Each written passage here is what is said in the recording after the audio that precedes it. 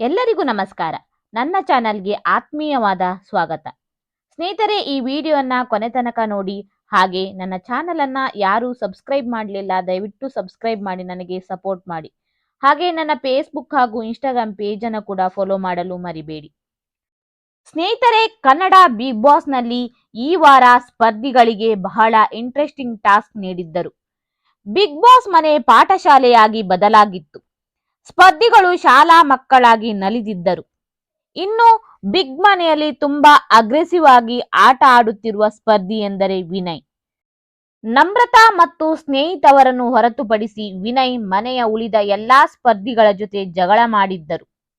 ವಿನಯ್ ಪರವಾಗಿ ಮಾತನಾಡುವ ಮೈಕಲ್ ಕೂಡ ಕಳೆದ ವಾರ ವಿನಯ್ ಕೋಪಕ್ಕೆ ಗುರಿಯಾಗಿದ್ದರು.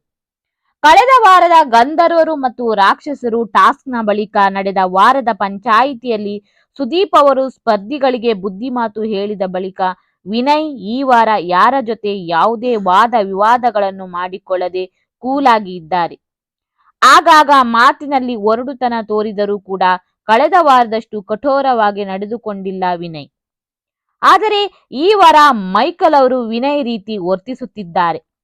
ಈ ವಿಷಯ ಎಲ್ಲರಿಗೂ ಅಚ್ಚರಿಯನ್ನುಂಟು ಮಾಡಿದೆ. ಹೌದು, ಮೈಕಲ್ ಬಿಗ್ ಬಾಸ್ ಆರಂಭದ ದಿನಗಳಿಂದಲೂ ಚೆನ್ನಾಗಿ ಆಟವನ್ನು ಆಡುತ್ತಾ ಬಂದಿದ್ದಾರೆ.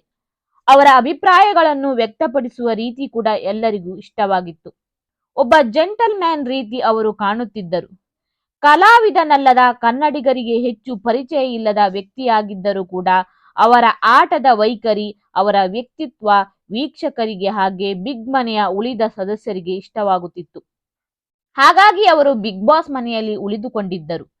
ಆದರೆ ಈ ವಾರ ಮೈಕಲ್ ಅವರ ವರ್ತನೆ ತುಂಬಾನೇ ಬದಲಾದಂತೆ ತೋರುತ್ತಿದೆ. ಈ ವಾರ ಮನೆಯ ವಾತಾವರಣವನ್ನು ತಿಳಿಗೊಳಿಸಲು ಬಿಗ್ ಬಾಸ್ ಶಾಲಾ ವಾತಾವರಣದ ಟಾಸ್ಕ್ ಅನ್ನು ಸ್ಪರ್ಧಿಗಳಿಗೆ ನೀಡಿದ್ದರು. ಬಿಗ್ ಬಾಸ್ ಮನೆ ಶಾಲೆಯಾಗಿ ಮಾರ್ಪಾಡಾಗಿತ್ತು. ಸ್ಪರ್ಧಿಗಳು ಶಿಕ್ಷಕರಾಗಿ, ವಿದ್ಯಾರ್ಥಿಗಳಾಗಿ ತಮ್ಮ ಬಾಲ್ಯದ ದಿನಗಳನ್ನು ನೆನಪಿಸಿಕೊಳ್ಳುತ್ತಾ ವೀಕ್ಷಕರಿಗೆ ಮನರಂಜನೆ ನೀಡಿದ್ದರು. ಟಾಸ್ಕ್ ಸಂದರ್ಭದಲ್ಲಿ ಮೈಕಲ್ ಅವರು ಕನ್ನಡ ಶಿಕ್ಷಕರಾಗಿ ಚೆನ್ನಾಗಿಯೇ ಟಾಸ್ಕ್ ಅನ್ನು ನಿಭಾಯಿಸಿದ್ದರು. ಆದರೆ ಆ ನಂತರದ ಟಾಸ್ಕ್ಗಳಲ್ಲಿ ಸರಿಯಾಗಿ ತಮ್ಮನ್ನು ತಾವು ತೊಡಗಿಸಿಕೊಂಡಿಲ್ಲ. ಬೇರೆ ಸದಸ್ಯರು ಟಾಸ್ಕ್ ಆಡುವಾಗ ಮೈಕಲ್ ಸರಿಯಾಗಿ ಸ್ಪಂದಿಸದೆ ಅಸಹಕಾರ ತೋರಿದರು.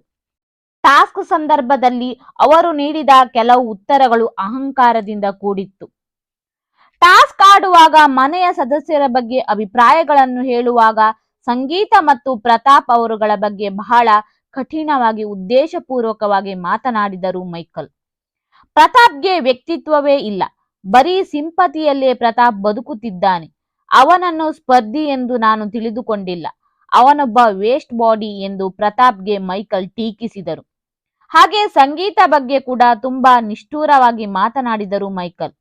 ಹಾಗೆ ಕಾರ್ತಿಕ್ ಜೊತೆ ಸಣ್ಣ ವಿಚಾರಕ್ಕೆ ಅಡುಗೆ ಮನೆಯಲ್ಲಿ ಜಗಳ ಆಡಿ ಕಾರ್ತಿಕ್ಗೆ ಕೋಪ ಬರುವಂತೆ ಮಾಡಿದರು ಮೈಕಲ್.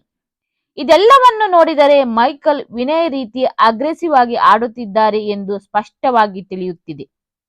ನಂತರ ಬಿಗ್ ಬಾಸ್ ಈ ವಾರದ ಟಾಸ್ಕ್ ಬಗ್ಗೆ ತಮ್ಮ ಅಭಿಪ್ರಾಯ ತಿಳಿಸಿ ಹಾಗೂ ಟಾಸ್ಕ್ ಸಂದರ್ಭದಲ್ಲಿ ಯಾರದ್ದಾದ್ರೂ ಮನಸ್ಸನ್ನು ನೋಯಿಸಿದರೆ ಕ್ಷಮೆ ಕೇಳುವ ಅವಕಾಶವನ್ನು ಸ್ಪರ್ಧಿಗಳಿಗೆ ನೀಡಿದ್ದರು.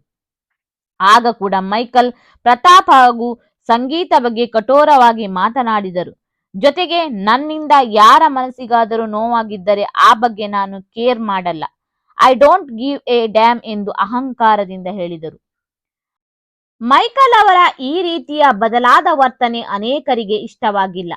ಮೈಕಲ್ಗೆ ಅಹಂಕಾರ ಜಾಸ್ತಿಯಾಗಿದೆ. ಯಾರೂ ಮೈಕಲ್ಗೆ ವೋಟ್ ಮಾಡಬೇಡಿ. ಮೈಕಲ್ ಕೂಡ ವಿನಯ್ಗೆ ಬಕೆಟ್ ಹಿಡಿತಾ ಇದ್ದಾರೆ. ಇನ್ನು ಈ ರೀತಿ ಮಾಡಿದರೆ ಮೈಕಲ್ ಆದಷ್ಟು ಬೇಗ ಬಿಗ್ ಬಾಸ್ ಮನೆಯಿಂದ ಹೊರ ಹೋಗುತ್ತಾರೆ ಎನ್ನುವ ಮಾತುಗಳು ವೀಕ್ಷಕರಿಂದ ಕೇಳಿ ಬರುತ್ತಿದೆ.